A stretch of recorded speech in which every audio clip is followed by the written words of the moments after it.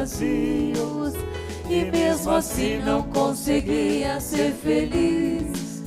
Felicidade só Jesus quem tem pra dar.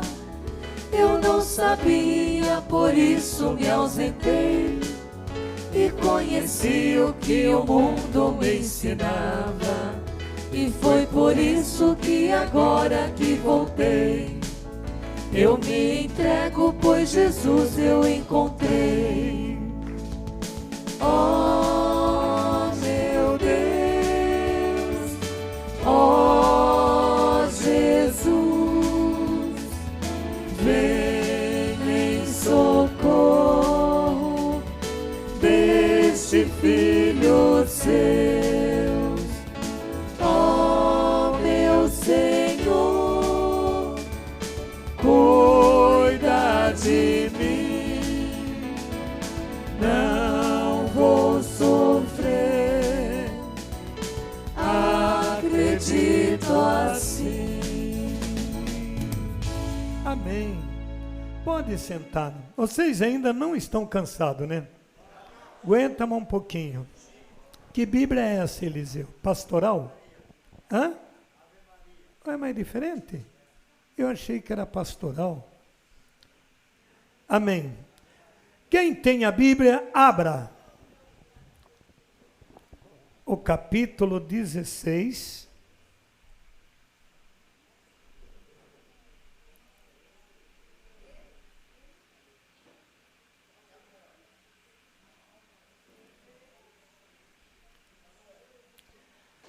O assunto que nós vamos tratar, 1 Samuel capítulo 16. O assunto que a gente vai tratar, até na verdade, seria 1 Samuel 15 e versículo 34, começaria. Procure somente achar o texto. Irmãos, o que nós vamos tirar daqui de dentro desta leitura é um fato muito conhecido. Ninguém de vocês estão sem conhecimento desse assunto. Mas cada vez que se estuda, a gente vê de uma forma mais profunda. Porque, gente, conforme o tempo vai passando, a gente vai tendo conhecimento. Os anos de vida dá conhecimento.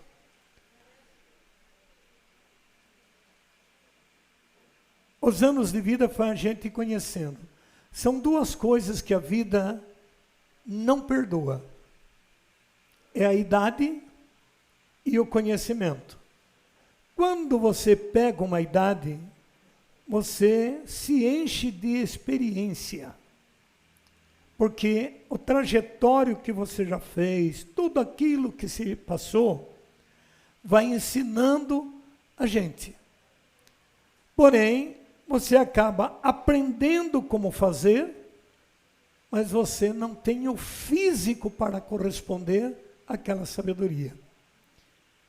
Então, os mais velhos ficam sendo um espelho, um exemplo para os mais novos. Se você pegar um papel e fizer uma escadinha, se você lembra disto, do teu bisavô, se você conheceu, do teu avô, se você conheceu, os seus pais, em algum caso, nem conheceram pai, e até você hoje, e até o teu filho, você vai ver que vai dar uma escadinha genealógica muito bonito. Alguns servos fez uma árvore e colocou a genealogia de sua família.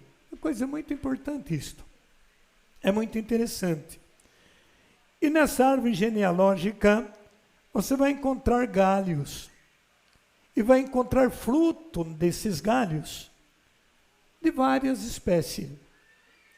Esses frutos são a nossa geração. E geração, ela termina com CA útil. ação.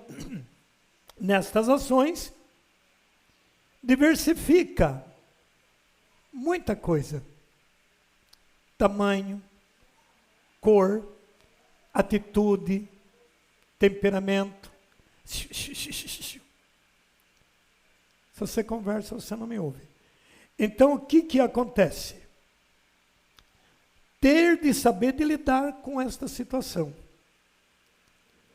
Quando a gente aprende a lidar com o difícil da geração, a gente começa a ter maior vitória na maneira de viver. As estatísticas dizem, os médicos já constataram isto, que na geração, na família que teme a Deus, os resultados medicinais são muito mais positivos do que os resultados dos que não são uma família unida.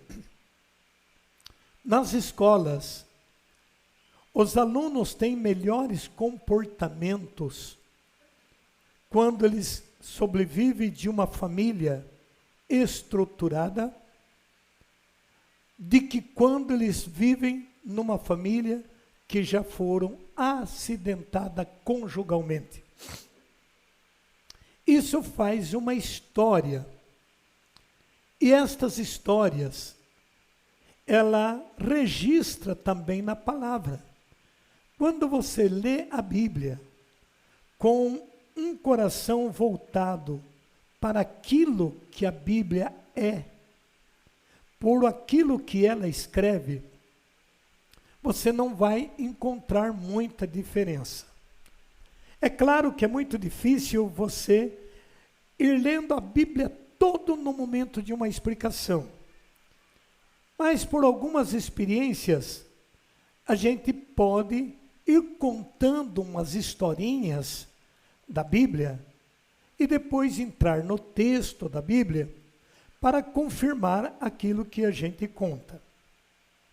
Todos vocês conhecem a história de Eli e de Samuel.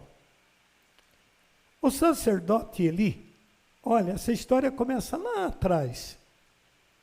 Ele era uma pessoa muito bem sucedida. Ele tinha 2 filhos, um chamava Ofni e outro chamava Ofneia. Esses 2 meninos, eles não seguiram os conselhos dos pais. Veja que contradição. O pai, um sacerdote, um organizador de toda a manutenção do templo de Deus. E os seus próprios filhos se desviaram. Ao invés de dar aquela força para o pai, que era um sacerdote, eles usufruíam do cargo do pai, sacerdote, e se encostava na autoridade do pai, e eles faziam totalmente ao contrário. Com isso, começou a trazer problema no templo. E quando o líder, quando o cabeça de uma organização, ele não é testemunho, ele não fazer as coisas compatíveis ao cargo que ele exerce, e quando esta função é cristã, é religiosa, então o próprio Deus é o que se encarrega de mudar, de fazer uma determinada troca. E Deus então tinha dito para Eli, você vai encontrar isso lá no começo de Samuel, que ele outorgaria toda aquela missão de Eli, contanto que ele mantivesse as ordens estabelecidas do seu Senhor. Mas ele foi perdendo a força. E ele então, por exercer um cargo, ele começou a folgar, ele não fazia mais as funções devidas. Também vale lembrar que a idade de Eli foi se avançando e as forças de outrora também foram se diminuindo. Mas isso não justificava o erro que ele consentia que acontecesse. Então, dentro de uma organização, é necessário que o líder dê total confiança ao seu ministério, aos seus coadjutores. Porém, aqueles que são coadjutores deveriam responder esta confiança com uma atitude correspondente da credibilidade que se recebeu. Isto é tão valioso que implica o caráter de Jesus, o caráter de Deus. E como Deus tem costume de olhar todas as coisas, e olhar o comportamento do homem, nós já estudamos isso ontem, Deus vê o comportamento do homem. Ele vai vendo que o zelo que ele tem pelo seu nome, isso Deus, e o zelo que ele tem o templo que ele estabeleceu na terra, é um zelo exagerado. Deus tem um amor tão grande pelas coisas que ele fez, que ele se prejudicou para defender esta obra que é propriedade dele. E vocês entendem isto quando vocês olharem para a cruz. O que você imagina, como ficou o coração de Deus, quando meu pai, por que me abandonastes? Você pode imaginar o coração de Deus como ficou? E ele não mediu esforços para zelar do seu nome. O bom cristão, gente, ele tem que zelar do nome. O bom cristão não pode deixar seu nome sujar. Quando você perde a característica da honra, e para o mundo comercial, a honra está acima de Deus. Eles adoram mais a honra do poder do aquisitivo do que a honra do poder de Deus. E para manter uma honra humana, eles começaram a desonrar Deus. E quem fazia isto eram os filhos do sacerdote. E havia na comunidade uma senhora muito devota, por nome de Ana. Esta mulher, ela não conseguia mais viver vendo tanto erro que estava acontecendo no templo. E ela então fez um voto para Deus. Vocês também, nós, poderia fazer esse compromisso. Senhor, eu vou fazer um voto de fazer isso tantos dias para levantar a nossa comunidade Palavra Viva.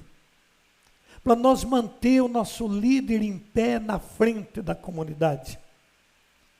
E cada problema que vocês encontrarem em mim, cada defeito que vocês verem em mim, vocês ir diante do Santíssimo e dizer, Senhor, mostre para ele, ensina aonde ele está errado. Senhor, mostre para a família dele, porque, gente, eu converso com muitos pastores, eu converso com padres, vários pastores, eu estou falando de pastor sério, de pastor, gente, tem pastor muito ungido, tem pastor muito de Deus, como tem padre muito ungido, como tem padre muito de Deus, mas como também tem pastor que não é assim, tem padre que não é assim, é assim a história. Essas pessoas bastante ungidas, elas comentam comigo, e elas me perguntam, porque a comunidade Palavra Viva é uma comunidade que surgiu muitos comentários. Surgiu muitos comentários ruins, mas surgiu muitos comentários bons. Tanto que quando nós fomos conversar com um bispo de uma diocese, ele diz, meu Deus, esse nome Camilote, aonde que se vai em reunião, sai nas reuniões. O Brasil inteiro fala desse Camilote, Camilote, e eu não sabia quem era esse Camilote. Eu não conhecia. Quer dizer, se o Brasil todo fala, é porque existe uma organização, um órgão que está em ação. Isso é organização. E esta organização, ela é composta de membros que nós chamamos consagrados e de pessoas que nós chamamos de simpatizantes, daqueles que gostam, que sentem uma simpatia pelo trabalho e que muitas vezes ajuda, interagem, é braço forte também, é colaboradores do dízimo e que não é consagrado na equipe. Seja como for, consagrado ou não, com voto ou não voto, você faz parte de uma organização. E esta organização, ela tem um agir, ela tem uma ação. Dentro desta ação, ela cria um movimento. E dá-se um nome. Comunidade Palavra Viva, Imaculado Coração de Maria. Esta organização, ela está registrada na igreja como uma entidade, como uma comunidade da Diocese de Umuarama, Paraná, e ela também está registrada nos documentos do Estado. Então, para o Estado, existe esta organização. Tanto que nós temos que apresentar tudo como se fosse uma empresa. Então, tem que ser apresentado no escritório, a comunidade tem um escritório e que acompanha, que faz toda a papelada da equipe e assim por diante. Resumindo, é uma organização. Dentro de toda essa organização, é preciso a gente olhar para a organização e sentir-se como que alegre por eu fazer parte de uma organização assim. Mesmo não sendo consagrado, mas eu faço parte de uma organização onde eu busco o conhecimento da palavra. Isto é um lado externo que eu abri esse parênteses para mostrar para vocês que nós não estamos fora de acontecimento como a Bíblia registra. Por que eu disse isto? Porque enquanto eu que estou na liderança e os que colaboram comigo, como vice-presidente, como tesoureiro, secretário, e etc., nós formamos um movimento que traz um documento. Isto é um documento, ele tem CNPJ, ele tem referência. Em qualquer lugar do Brasil que você for, você tem uma referência. Por detrás disso aqui, por detrás desse pequeno documento, você tem entidades maiores. Você tem o Estado, você tem o país, você tem a diocese, você tem a CNBB. Então veja que um trabalho desse não é um trabalho comum. É um trabalho que inspira responsabilidade. E uma responsabilidade de fazer um funcionamento dentro de uma ética sem visar lucro, de uma ética sem visar fama, de uma ética de colaboradores, ajudadores, braço forte de uma missão. E tudo isto requer o quê? Uma experiência bíblica. Para que tudo isso que vocês acabou de ver precisa ser bíblico, então nós Estamos contando a historinha da Bíblia. Eli, enquanto ele levou isso a sério, aconteceu que funcionou. Mas quando ele começou a decair por idade e por desdeixo da comunidade, começou a entrar interferência no meio. E é esse cuidado que cada membro da Palavra Viva precisaria ter, de não deixar que entre interferência. Por exemplo, você fez um voto. Na nossa comunidade, nós precavemos de bebida alcoólica, você viu lendo aí. Você se precaveu disso, você prometeu de abster-se disso.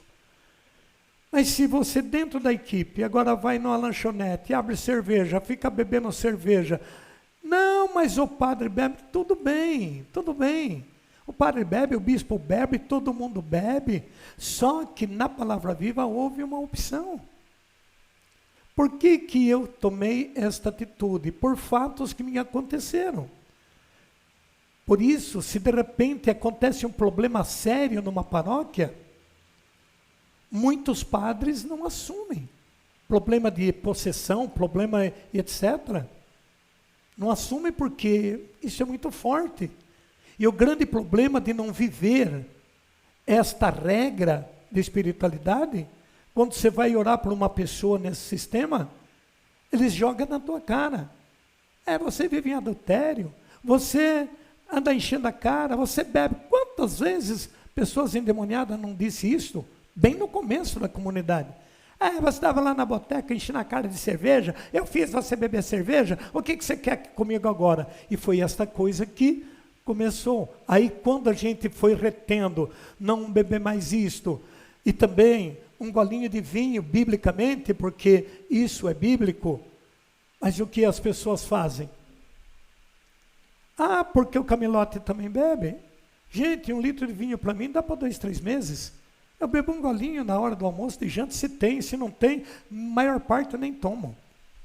Mas aí as pessoas dizem, então vou beber vinho. E aí se encharcam no vinho. Então, é tudo fora de ética. Então, irmãos, a gente fez esse voto. Como você é um membro da Palavra Viva, você deve orar muito para cumprir o voto. O que ele não fez. Como ele não foi cumprindo mais com os votos, e o templo começou a dar muito problema, começou a virar muita bagunça, da bagunça que foi acontecendo, excedeu. Porque o que chegou a acontecer? Os membros do templo do sacerdote Eli acabou se tornando uma fonte de prostituição. E os filhos dele, mais os aliados dos filhos dele, prostituíam com as mulheres embaixo do altar. Este altar era de pedra, erigido por ordem de Deus. Mas entendam, no Novo Testamento, o altar de Jesus Cristo agora é o nosso coração.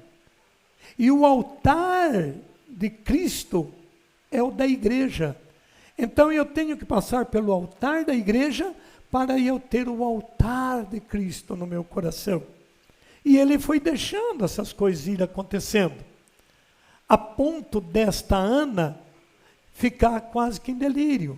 Então ela vai e faz um voto: Senhor meu Deus, se tu me deres um filho, porque ela era estéril, se me deres um filho, eu a consagro ao Senhor, para que ele administre este templo, para que ele administre este povo. Dá-me um filho.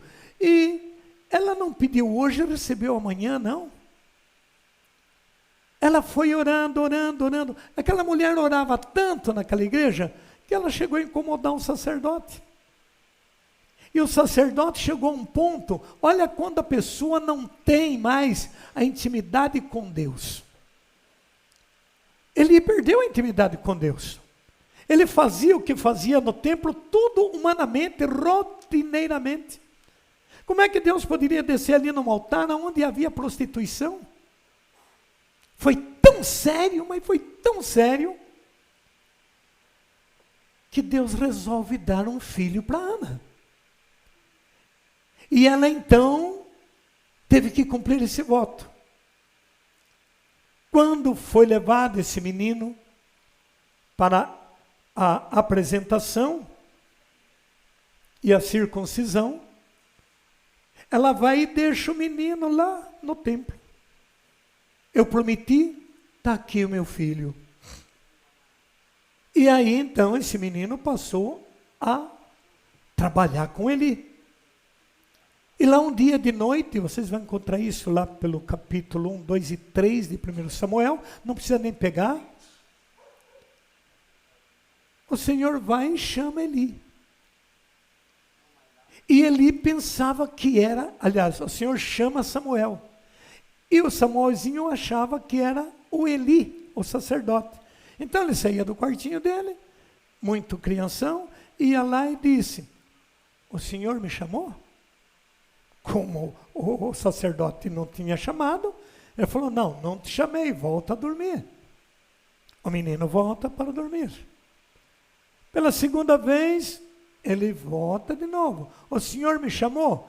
O sacerdote achou que o menino sonhava, era sonâmbulo, e ia lá incomodar o descanso dele.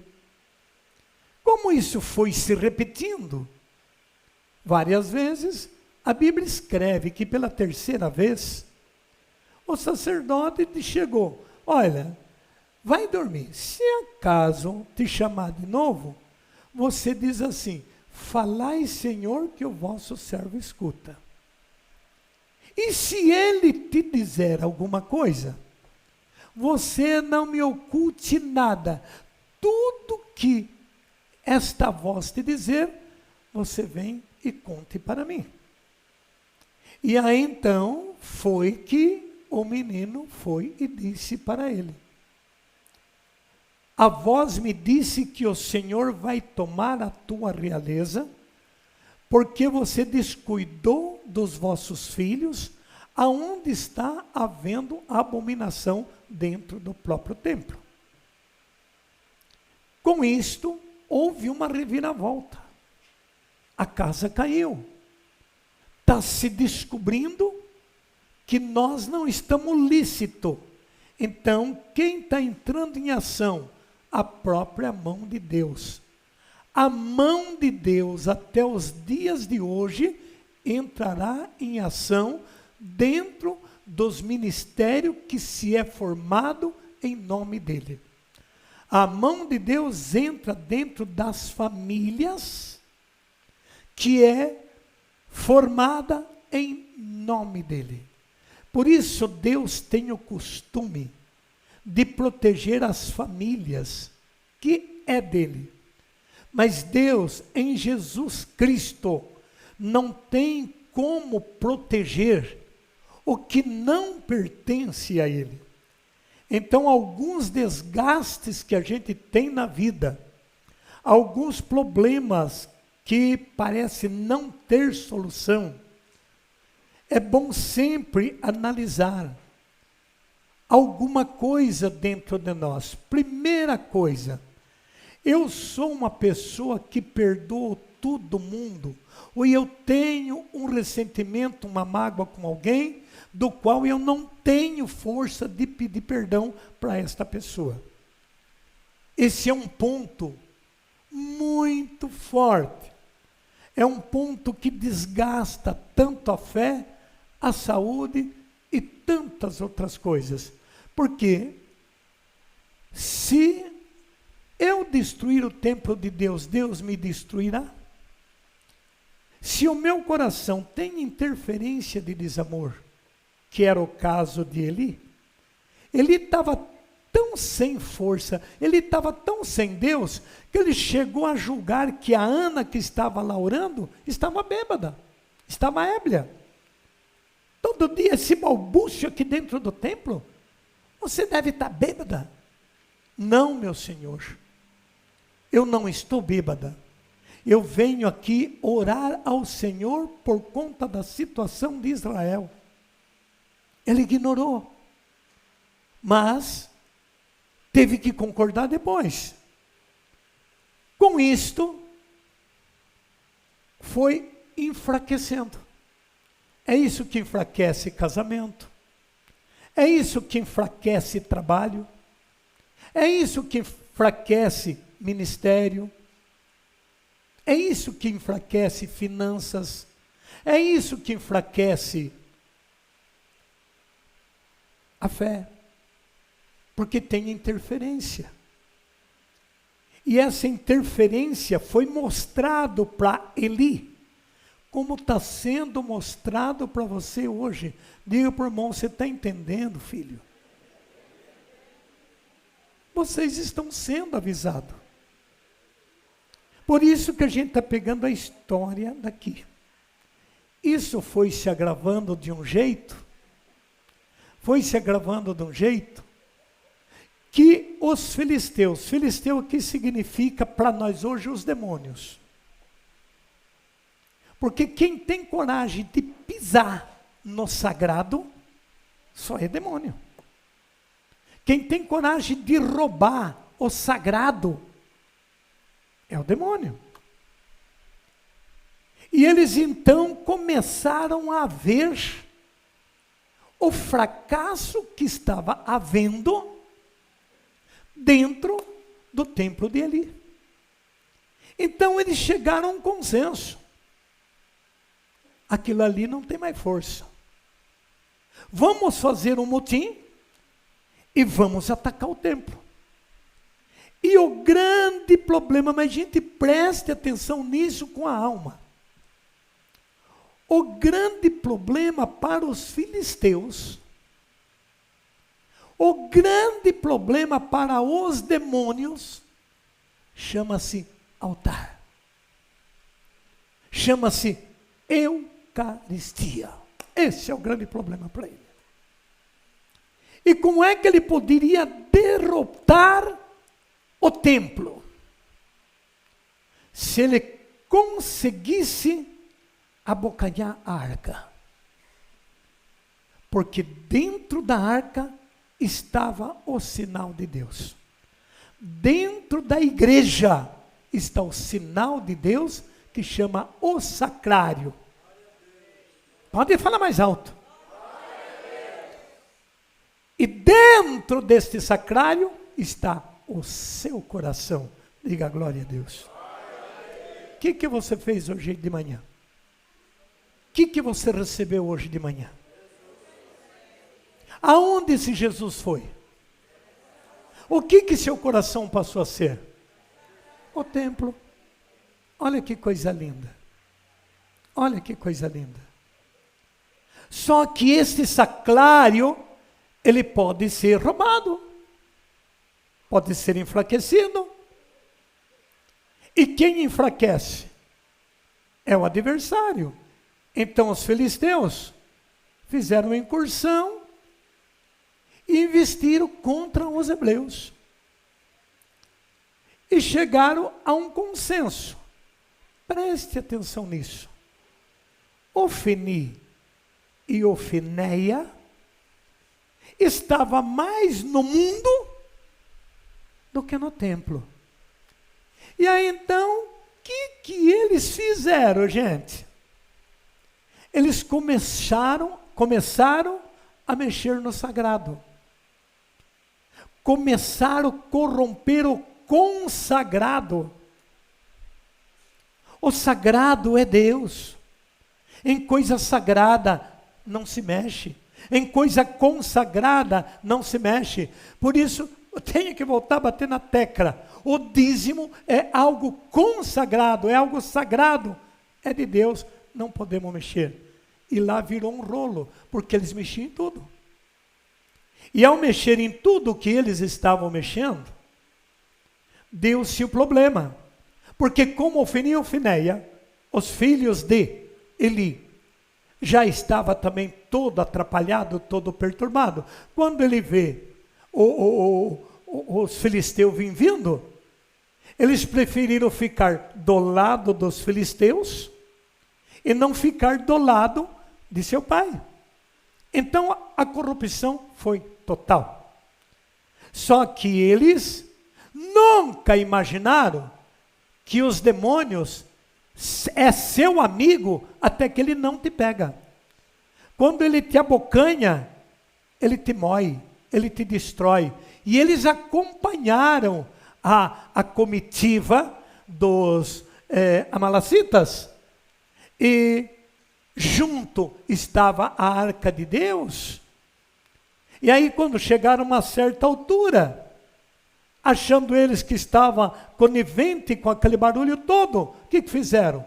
Mataram os dois. É isso que os demônios fazem. Ele te faz de amigo, te faz de bonzinho, coloca programinha na televisão, um mais bonitinho do que o outro, faz seus filhos ficar ali assistindo, para ir abocanhando as crianças, para ir abocanhando a família. E aí então, quando esses meninos foram mortos, a notícia chegou para Eli. Olha, houve uma incursão, os filisteus roubaram a arca e os teus 2 filhos foram mortos. O velho sacerdote não resistiu à notícia. Ele levou um choque tão grande que ele caiu de costa e acabou morrendo. Morre também sua nora, porque seu filho, que era casado, já tinha sido morto. E por aí vai devastando toda a família. Aí então Deus fez o quê? Deus deixou o Samuel na história. E ele então fazia 3 funções: sacerdote, profeta e rei. Só que como ele era uma pessoa levantada por Deus, entregue pela sua mãe, nessa história eu me vejo. A mãe sempre me contava que pela dificuldade que teve no meu nascimento, por alguns equívocos que passou, ela me consagrou. Que se eu fosse um menino, ela me consagrava para ser um padre. Se eu fosse uma menina, ela me consagrava para mim ser uma freira.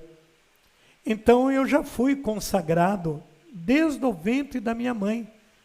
E um desejo de mãe, meu amigo, Deus não resiste. Diga isso por irmão. Por isso ele nos deu uma mãe. Ele nos deu Nossa Senhora. Queridos irmãos e queridas irmãs, e Samuel então fazia este governo, papel de sacerdote, de governo. Só que Samuel, ele trazia as coisas rígidas, as coisas certas, e o povo, a sociedade, eles não levam muito a sério, gente. Tem gente que vive porque nasce, fala aí para o irmão do lado. Mas não tem um mínimo de desconfiômetro. Ele ganha, o que ele ganhou ele joga tudo, ele dá lá na lata de cerveja, lá no cigarro, lá na bebida, lá na festa. Eu vejo nesse mês de dezembro, meu Deus, isso me arrepia a alma.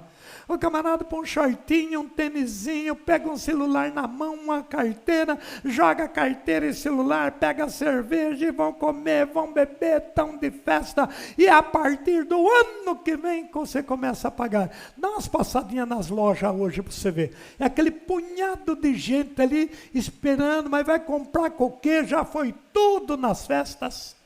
E o restinho que sobrou é para o carnaval agora.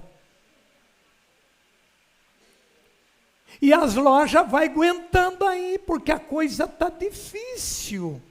Ah, como você sabe, né? A economia do país está desgastante. Sabendo que a economia está desgastante, vai gastar? Diga para o irmão do lado, juízo, meu filho. Fala para essas almas aprender a viver na vida. E Samuel começou a cortar esta despesa do seu reino. Foi enxugando despesa, foi enfiando Deus no meio desse povo. Sabe o que aconteceu? Não te quero mais como rei. Não te aceitamos mais. Nós queremos um rei. Nós queremos um rei. Diga misericórdia. Samuel disse, gente, vocês têm ideia como funciona um reino somente político? Vocês vão sofrer muito. Porque ele vai manter seus status no seu reino e não vai ser como está sendo até agora. Amados, eles não quiseram nem saber. Nós queremos um rei. Você pode imaginar a decepção de Samuel. Gente, não tem um profeta nessa história da vida desse mundo, da igreja, das histórias religiosas. Não teve um que não passou por aperto estridente, decepções de morte. Isto é uma realidade. De repente você acha que você está fazendo tão bem, que vai dar tudo certo, o povo aplaude, e papapá. Por detrás, ó, espada de dois gumes. E a gente tem que ser profeta, não para pregar bonito atrás do altar, mas para aguentar as flechas. E aí então, quando Deus viu que o povo não estava mais satisfeito com Samuel, foi e disse para ele, Samuel, arrume um rei e dê para o povo. Porque esse povo não está revoltado com você. Termine. Falem. Com quem? Agora entenda a Bíblia. Quando você revolta com o homem de Deus, com quem você está revoltado? Quando vocês metem o pau em mim, quem vocês estão metendo o pau? Porque foi ele que me enviou. Ele que me enviou. E ele sabia do meu defeito, ele sabia da minha ignorância, ele sabia da minha atitude, Deus sabia de tudo, mas ele me enviou. Então digo para o irmão, não fala mal do Camilote, reza para ele. Ô gente, vocês estão ouvindo, pelo amor de Deus? Amados, e aonde que eu vou ajeitar esse rei, Senhor? Você vai fazer o seguinte, se você for atrás de um rei, ninguém vai acreditar. Então você vai fazer o seguinte, eu vou consentir que o jegue do pai de Saul fuja do pasto. Olha o que Deus arruma para acertar a casa. E quando você encontrar alguém procurando um jegue, um burro, é esse que eu quero que você unja. Ele chama Saul. Olha que história fantástica. Quando você subir no monte para fazer as ofertas para mim, você realmente vai encontrar alguém à procura de uma jumenta. Então você fala para essa pessoa não ir mais procurar a jumenta, porque ela já foi encontrada. Mas diga para ele subir no monte, porque você queria uma conversa com ele. Claro que a Bíblia fala um pouquinho diferente, numa linguagem. Eu estou falando numa linguagem bem simples, para vocês entenderem. E lá você faz uma oferenda. E espere 3 dias, depois você traga, olha o capricho de Deus, olha a paciência de Deus. Você traga esse homem, mostre para o povo e diga, eis aqui o vosso rei que vocês pedem. Se o povo aprovar, você unja ele como rei.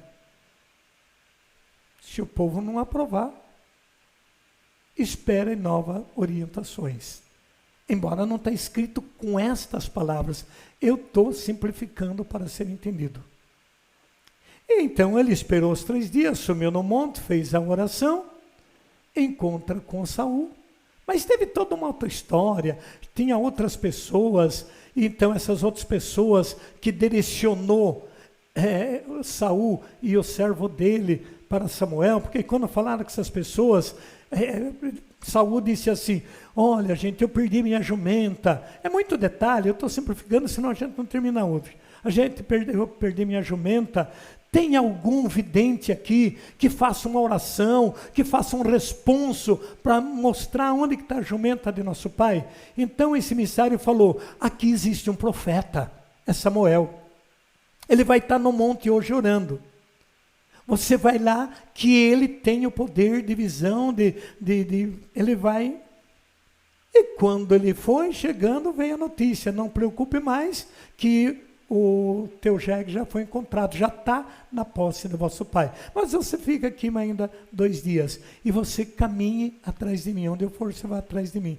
Então levou Saul até um lado, fez a proposta para ele, levou para o povo.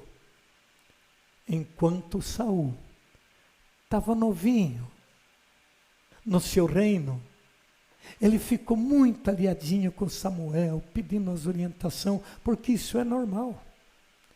Mas daqui a pouco foi subindo na cabeça, porque já começou a sentar no trono, vestir roupa de trono, e sabe o que o poder faz na cabeça de um homem. Então ele já começou a ir descartando, já começou a ir desobedecendo as normas elaboradas pelo sacerdote Samuel. Ele foi descumprindo, desgostou a Deus. Então Deus chamou Samuel. E agora entramos no texto, no capítulo 15 e no versículo 31. Tudo isso está antecedente. 1 Samuel 15, 31. Samuel voltou, pois, com o rei, e este adorou o Senhor. Isso que eu já estava explicando, só estou confirmando. Samuel disse: trazei-me Agag, rei de Amaleque. Aproximou-se Agag, cheio de alegria, dizendo: certamente passou a amar certamente, ajude-me aí, passou a amargura da morte, porque era o que Samuel estava sofrendo, né? Tua espada, disse-lhe Samuel, privou-me as mulheres de seus filhos, agora é tua mãe que será uma mulher sem filho. E Samuel fê-lo em pedaço diante do Senhor em Gálgala. Depois disso, Samuel retirou-se para Ramá, e Saul voltou-se para sua casa em Gabá de Saul. O profeta não tornou mais a ver Saul até o dia de sua morte. Isto entre estes reis. Samuel afligia-se por causa de Saul, por se ter o Senhor arrependido de tê-lo feito rei em Israel. No capítulo 16 ensina: o Senhor disse-lhe: até quando chorará tu, Saul, tendo eu rejeitado da realeza de Israel? Enche teu corno de óleo, vai, envio-te a Isaí de Belém, porque escolhi um rei entre teus filhos. Samuel respondeu: como hei de ir? Se Saul souber, matar-me-á. Então ele já não era mais amiguinho de Samuel. O Senhor disse: levará contigo uma novilha e dirá que vais oferecer um sacrifício ao Senhor. Isso já depois. A história que eu contei é antes. Convidarás Isaí ao sacrifício, e eu te mostrarei o que deverá fazer. Ungirá para mim aquele que eu te mandar. Isso já é uma segunda vez. Essa mesma coisa aconteceu com Saul. Esta segunda coisa está acontecendo com Davi. O versículo 4 diz, porque tudo isso, se você ler o texto antecedente, você vai ver que essa mesma história aconteceu com relação a Saul. Agora, essa história é com relação a Davi, porque Saul acabou desvirtuando a ordem de Deus. No versículo 4 ensina, fez Samuel como o Senhor queria. Ao chegar em Belém, os anciões da cidade vieram-lhe ao encontro, inquieto. É de paz a tua vinda? Perguntaram-lhe. Sim, disse ele. Venha oferecer um sacrifício ao Senhor, purificar-vos para a cerimônia. Ele mesmo purificou Isaí e seus filhos e convidou ao sacrifício. Logo que entraram, Samuel viu Eliabe e pensou consigo, certamente é esse o ungido do Senhor. 7. Mas o Senhor disse-lhe, não te deixe impressionar pelo seu belo aspecto, nem pela sua alta estatura, porque eu o rejeitei. As atitudes desse Eliabe não eram muito boas. Mais tarde você vai ver que esse homem fez uma trapaça terrível com seu pai, Davi. O que o homem vê, versículo seguinte do 7b, o que o homem vê não é o que importa. O homem vê a face, mas o Senhor olha. Isaí chamou Abinadab e fê-lo passar diante de Samuel. Não é tão pouco este, pensou Samuel, que o Senhor escolheu. Isaí fez passar Sama. Não é ainda este que escolheu o Senhor, pensou Samuel. Isaí mandou vir assim os seus 7 filhos diante do profeta, que lhe disse, o Senhor não escolheu nenhum deles. Diga glória a Deus. O versículo 11 conta, e ajuntou, estão aqui todos os teus filhos, amados e amadas. Quando a família se une, a unção tem maior valia. Quando a família se une para orar, a unção tem maior apreço. Então, quem precisava estar ali para ser ungido, nunca iriam imaginar que seria o mais novinho. Olha os passos de Deus. Por isso não se questiona Deus, Deus se vive. Pois toda a história sempre era o filho mais velho que entrava no comando do pai. Irmãos, irmãs, e o mais velho nessa época era Eliabe. E isso deixou Eliabe muito revoltado. Porque quando a pessoa quer fama, sucesso, e ele não alcança, ele se revolta. E ele ficou revoltado. E dessa revolta ele transmitiu um veneno dentro da família. Veneno esse que durou quase 30 anos. Mas acabou jogando seu pai numa desgraça. E essa desgraça do pai chamou-se adultério. Por isso, gente, quando Jesus Cristo falou para o seu povo que é um mistério ser uma família. É grande este mistério. Está relacionado a Cristo e à igreja. Então, é um mistério realmente. Mistério este, que aquilo que se faz na família de bom, fica eternamente registrado no coração do céu. Passa o tempo que passar, as histórias reaviva, porque isto está registrado no céu. Mas aquilo que é de ruim, de mal na família, se registra no inferno. Passe o tempo que passar, vai afluir, ou de um jeito ou do outro. E é esta situação que nós não entendemos por quê. Muitas coisas que me acontecem Eu não sei porquê. Estudando a Bíblia, você vai vendo porquê. Agora, amados, não é culpa minha. Então, por que eu tenho que sofrer? Não é culpa também de Deus. Alguém é culpado. Esse culpado é o adversário de Deus.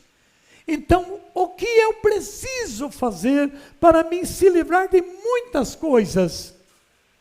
É eu ser adversário de Satanás.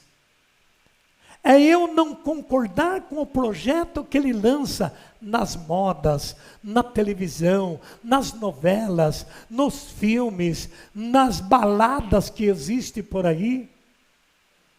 Você é um jovem consagrado, você fez um voto de viver melhor, uma vida mais casta, mas de repente você mistura no meio das desordens da bebida, da droga, do cigarro, e aí vai dizer, eu vou levar Deus lá dentro.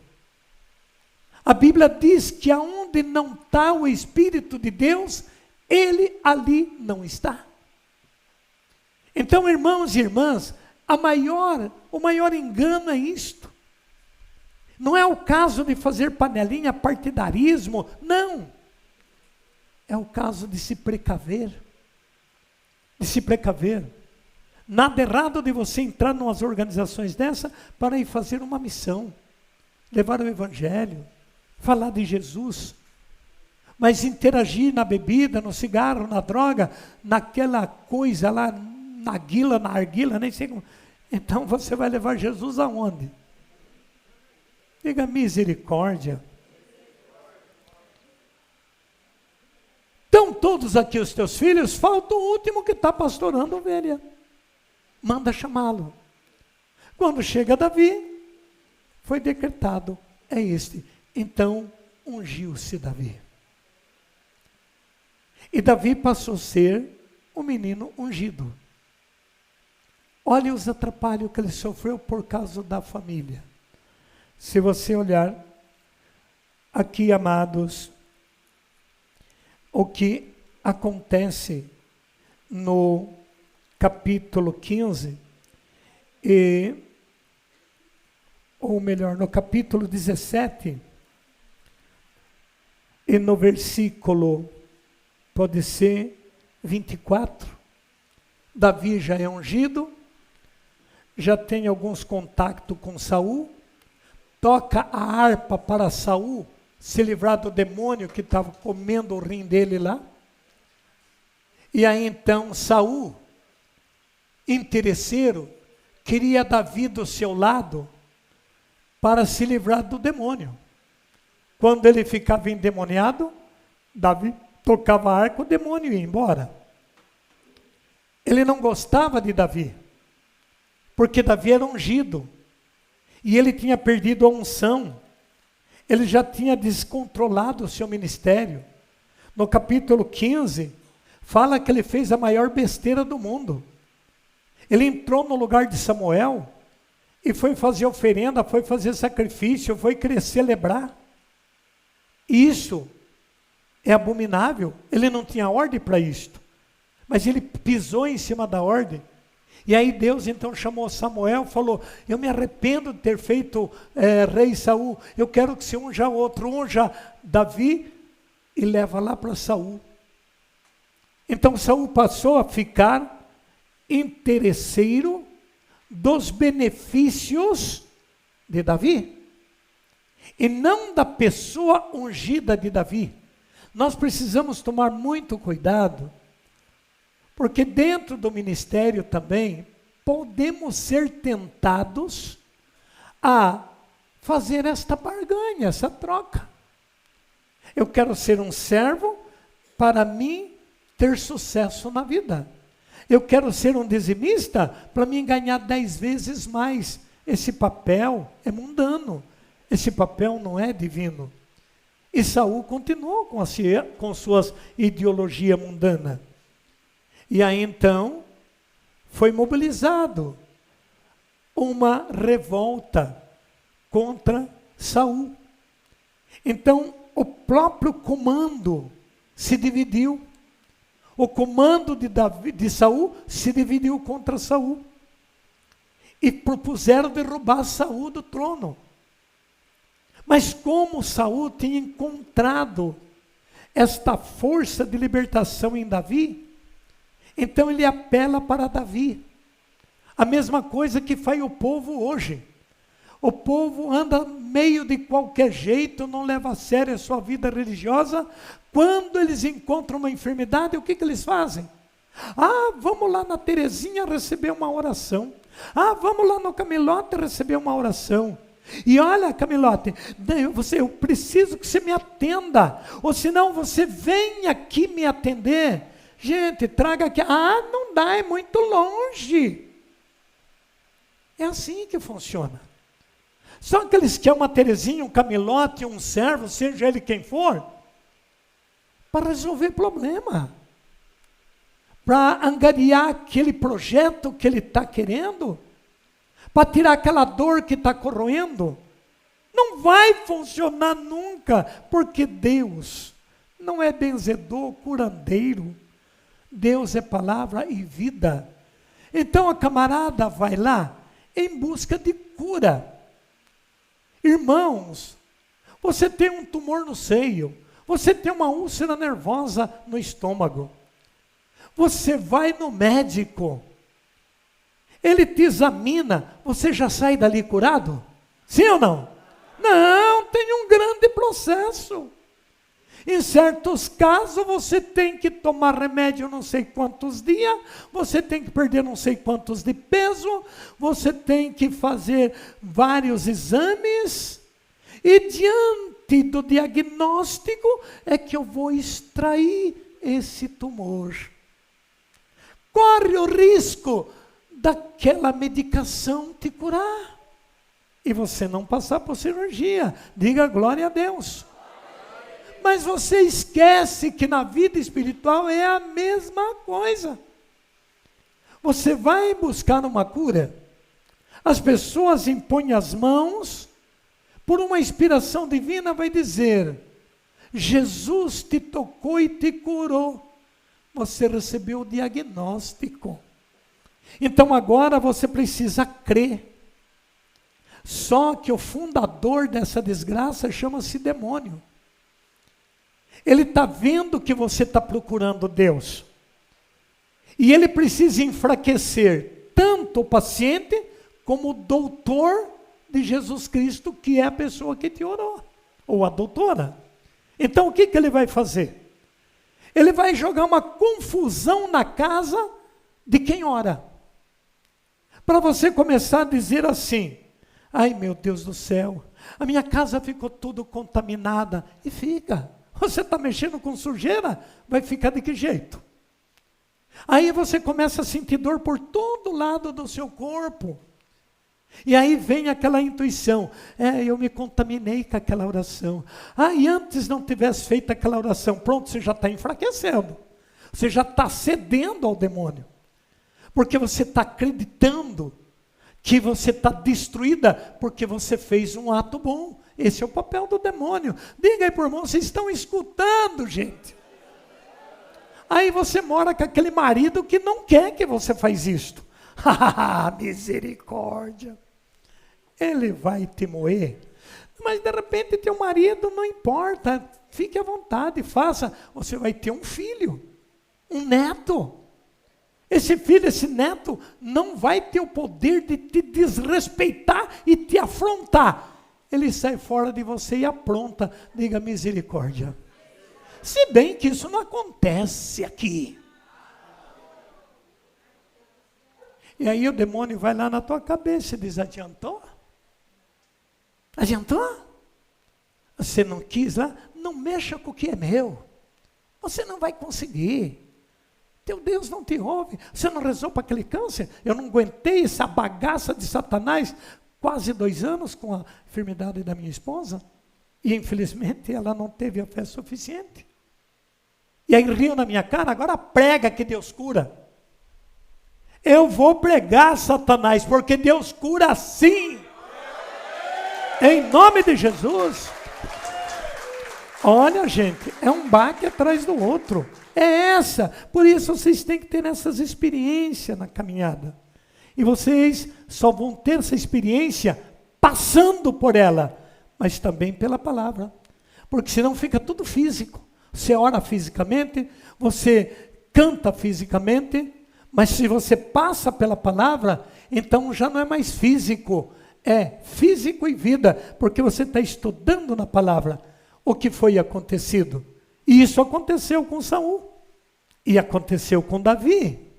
E olha, amados, e aconteceu com os irmãos de Davi. Quando você olha, por exemplo, ali no versículo, capítulo 17, versículo 24, está ensinando, está contando a história que a gente vive, a nossa realidade. Todo o Israel recuava à vista do homem, tremendo de medo, daqueles que se levantaram contra Saul. Vedes, diziam eles, esses homens que avançam, ele vem insultar Israel, aquele que o matar, o rei o acumulará de favores, dar-lhe-á sua filha e isentará de imposto em Israel a casa de seu pai. Versículo 26. Davi perguntou ao que estava perto dele. Olha o projeto que Saul fez. Eu tenho umas filhas lá. Quem matar esses filisteus que estão invadindo contra mim, se bem que Saul também ele era Israel, mas estava vivendo como filisteus. É como muitos que está dentro da comunidade, está dentro da igreja, mas amaziado, adulterando, transando, comungando, bebendo, perseguindo, devendo. Gente, a coisa é complicada. E aí a casa cai. Amados, Davi perguntou o que estava perto dele, 26b. Que será feito aquele que ferir esse filisteu e tirar o opróbrio que pesa sobre todo Israel? E aí disseram, Israel, e continua Davi, e quem é esse filisteu incircunciso para insultar desse modo o exército de um Deus vivo? Davi é ungido, diga, esse é o papel da unção. Fala, irmãos. Então dá um tapinha no do lado, diga, você precisa ser ungido, irmão. Porque nenhum dia da tua vida vai lhe faltar filisteu. Nenhum dia. Sempre vai ter um filisteu te perturbando. Mas você pode dizer como Davi, esse filisteu incircunciso não vai me vencer, porque eu sou ungido e eu sou da unção. Erga a tua mão e diga, eu sou ungido, em nome de Jesus.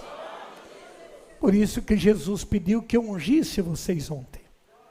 Eu não sei até onde você entendeu tudo aquilo, mas você foi ungido.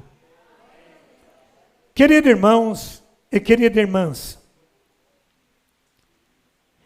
27, e deram-lhe as mesmas respostas, dar-se-á isto e isto a quem o ferir. Olha o papel do irmão de Davi. Olha como a luta é dentro de casa. Eliabe, versículo 28, grife aí tua Bíblia, para você aprender da palavra que a tua luta é a mesma de quem já viveu nessa terra. E será de quem virá depois de você e de mim. Por isso que você tem que amar a comunidade que te ensina. E pode dizer, glória a Deus. Diga para o irmão do lado, irmão, você está entendendo, irmão? Fala aí para o do lado. Se vocês estiverem prestando atenção, vocês vão ver que está muito bem explicado. Diga glória a Deus. Eliabe, seu irmão mais velho, ouvindo-o falar assim, o que ele fez? Ficou revoltado, ficou bravo, ficou nervoso. Esse irmão está ajudando ou está destruindo? Dentro da tua equipe, quando você revolta com o seu colega, quando você revolta com algum ato, Quando você nega um favor e você fez um voto, está disposto a ajudar o teu irmão no que ele necessita, de repente você não passa na casa dele com um carro novo na mão, pegar ele para levar para o encontro, porque é difícil. Mas que servo que você é!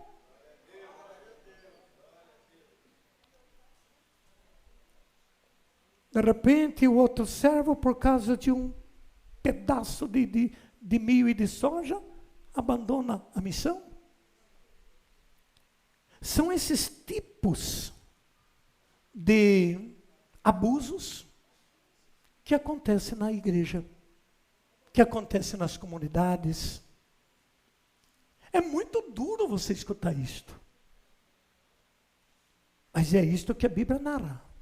E você não é bobinho, você tem mais estudo do que eu. Você está lendo a história aqui. Olha o que Eliabe faz. Eliabe, seu irmão mais velho, ouvindo falar assim, encolarizou-se. Por que viestes aqui? Ele não estava bravo porque Davi estava ali. Ele não estava bravo porque Davi falou que ele ia derrotar o filisteu. Ele estava bravo por um outro motivo. Qual? Ciúmes por quê? Porque ele não foi o escolhido sendo mais velho. O que você encontra lá em Lucas 11, 15? Eu toda a vida te ajudei, eu nunca transgredi uma ordem sua, e esse teu filho que volta, você dá uma festa. Diga para o irmão, pode ser a tua história, irmão. Eu escutava um pastor um dia dizer uma coisa que eu disse, poxa, porque tem pastor sério que é gostoso ouvir. E ele dizia assim, gente,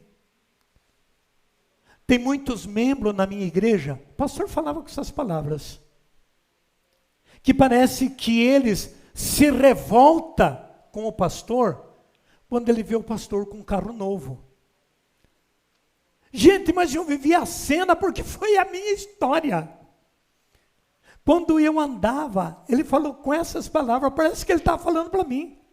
Quando eu andava com Fuquinha 60, batendo os paralamas no chão, eles diziam, esse pastor não tem ungido, não é ungido, o Deus dele nem um carro dá para ele viajar. Eu fui lutando, consegui esta igreja, consegui um ministério bom, este programa na televisão, graças ao meu Senhor, hoje eu tenho um carro melhor. Eles dizem assim, ele roubou da igreja, por isso que ele tem um carro. Diga, tem jeito com o povo, irmãos? Não tem jeito. E é uma verdade, Eliabe ficou com ciúmes. O que você veio fazer aqui? Ué, mas ele é ungido. Ungido vai onde Deus envia. O ungido tem que responder à voz de Deus. Ei, ungido, você está escutando?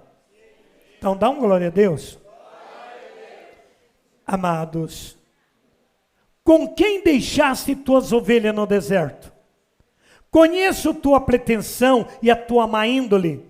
Foi para ver a batalha que vieste. Ele não foi para ver, ele foi para batalhar. E o verdadeiro servo não é aquele que vai sapiar em capela. O verdadeiro cristão não é aquele que vai lá encher banco de igreja. Mas é aquele que vai lá para dar o caráter, a resposta de uma fé viva, eficaz e duradoura. Este é o papel do cristianismo para esse mundo tão devastado, tão complicado, tão odiante, tanta luta para destruir a igreja, para destruir as obras de Deus. Por isso, queridos irmãos, a palavra de Deus diz claramente no versículo 29, que fiz eu de mal? Olha a paz do ungido. Outro está moendo, ele está calmo. Que fiz eu de mal? Respondeu Davi. Nada mais fiz do que uma simples pergunta. E afastou-se de seu irmão, indo perguntar aos outros, dos quais obteve sempre as mesmas respostas. E aí então vem a calúnia. Ah, eles preferem mais o povo lá fora do que os da própria família. Ah, quando eles estão com o povinho deles, eles nem ligam para a família. Às vezes é por esse motivo. A família só cutuca, enfia os lá de fora, abraça. Diga para o irmão, você gosta de ser cutucado, irmão? Mas você gosta de ser amado. Cadê aquele glória a Deus bonito? Estão entrando, essas palavras estão entrando, pelo amor de Deus, no coração, principalmente dos servos. A história aqui vai muito longe. E eu pretendo continuar ela amanhã. Porque aqui ainda vai muito longe. Porque dessa história aqui ainda vai surgir a Eucaristia, o sacrifício prescrito, uma série de coisas. Muito dessas histórias você já respondeu no questionário. Então, isso aqui, para aqueles que estão fazendo os questionários, andando direitinho com a missão, não é nenhuma novidade. Possa que você não entenda com esta clareza que você está ouvindo. E agora, quando você lê isso aqui, com a explicação que você recebeu, curiosamente, você volta lá na tua casa, você abre a Bíblia, aonde foi começado o assunto, e vai estudando, vai estudando. Tem coisas que você não vai entender, mas tem coisas que você vai dizer, não, o João falou lá no altar, olha como agora ficou fácil. Então você vai estudando. Não tem mais aquela, eu leio, não entendo, mas também você estudou para entender. Você não estudou. Você foi lá na escola, um aninho que você ficou na escola, você já aprendeu tudo? Não. Olha a luta que você tem em faculdade, e etc, etc. Na igreja é a mesma coisa. Queridos e queridas, essa é uma pequena história que relata, não concluída, porque não deu para concluir, mas amanhã, se Deus quiser, a gente conclui esse tema. Porque agora a gente vai ficar de pé, nós vamos pegar na mão, rezar um pouquinho, e aí a gente vai para a janta, e assim que terminar a janta, a gente volta para fazer a oração final do nosso domingo. E vale lembrar, não sei se você lembra ainda, assim que nós voltar aqui, se eu me esquecer, você me lembra. Na nossa volta aqui, os grupos vão ser formados. O grupo de 1 a 8 vão ser formados. Quem não estava ontem, venha aqui no altar para a gente determinar em que lugar você se enquadraria. Mas então, quando a gente voltar aqui e cantar as primeiras músicas, aí eu já vou dizer, vamos formar o vosso grupo. E aí, cada um